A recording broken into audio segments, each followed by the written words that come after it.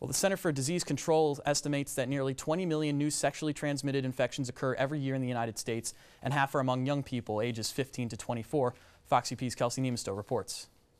Well, Ben, many cases of STDs go unreported and undiagnosed. However, of the ones that are, we know that chlamydia is the leading STD, infecting nearly 1.5 million people every year. And unfortunately, data suggests STD cases are either on the rise or we're getting better at catching them.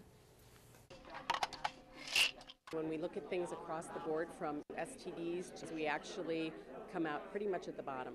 Both young men and women between the ages of 15 and 24 are heavily affected by STDs, but young women face the most serious long-term health consequences. The CDC estimates that undiagnosed STDs cause 24,000 women to become infertile each year. The highest reported STD in the country right now is chlamydia. And on the campus of Northern Michigan University, there's no exception to that. One big issue is the lack of symptoms with STDs such as chlamydia. Patients, they won't have any symptoms at all. There are screening recommendations for women 25 and under on a yearly basis, but so oftentimes those are usually the cases that we find. But there's also a rising trend according to CDC data with gay and bisexual men. Data shows that men who have sex with men account for 75% of all primary and secondary syphilis cases.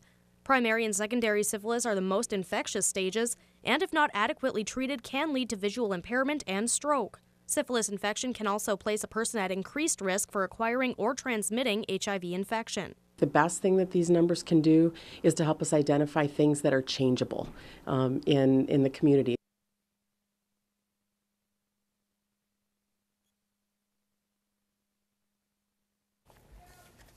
Overall increases since 2011 include a 0.7% increase for chlamydia, a 4% increase in gonorrhea cases, and an 11% increase in primary and secondary cases of syphilis, which were solely among men. The CDC recommends a yearly exam for both men and women to screen for these diseases, since most can go undetected with few or no symptoms. Ben? Yeah, it's definitely something that everybody needs to take a look at. All right, thanks, Kelsey. Absolutely.